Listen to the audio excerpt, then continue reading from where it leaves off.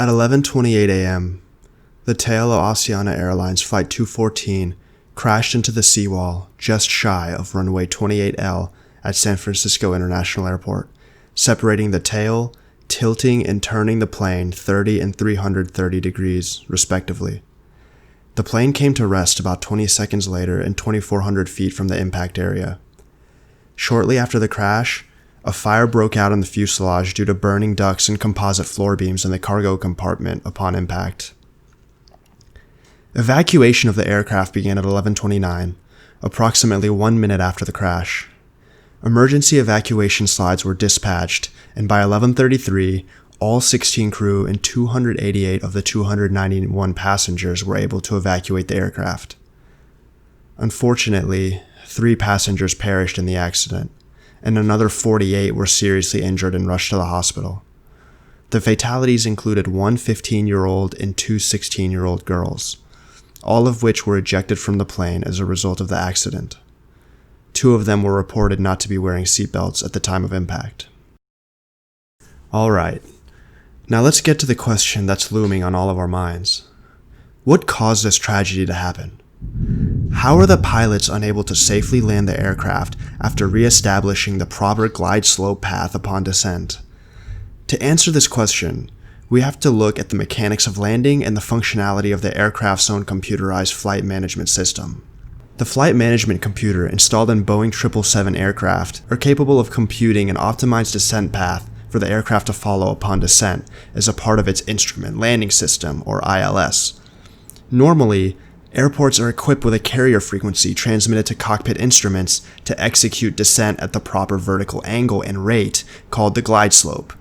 But in the case that the glide slope is not functional, the airport's localizer, which controls horizontal path of descent, can be used in tandem with the aircraft's vertical navigation system, or the VNAV, to compute a vertical path for the aircraft to follow. Runways 28R and 28L were undergoing maintenance on the date of the crash, and the glide slope was known to be inoperable by the pilots flying, leaving the localizer and VNAV combination as the only option to safely land the plane.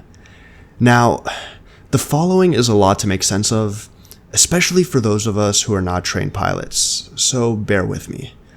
At 11:25, the pilot used the automated flight level change speed setting to initiate a climb to get back onto the right glide path.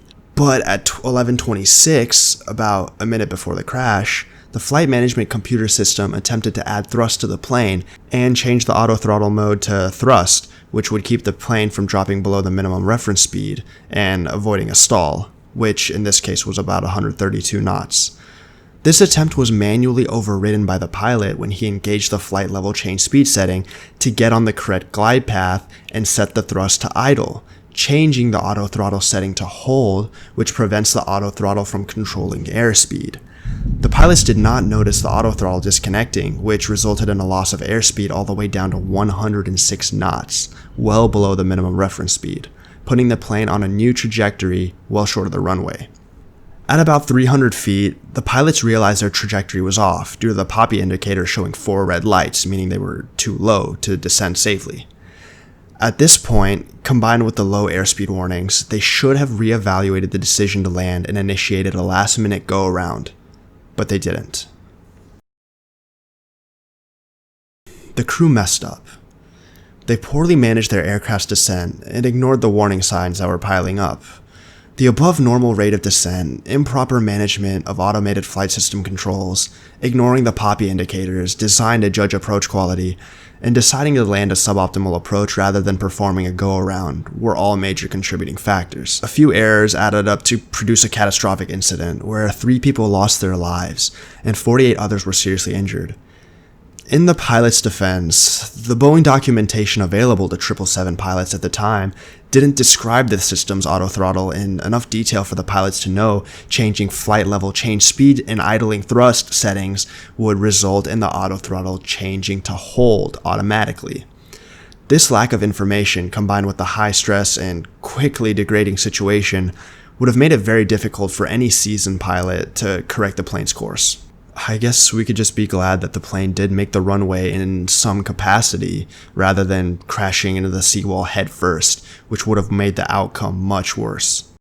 As a result of this incident, a long list of new recommendations were submitted to the FAA.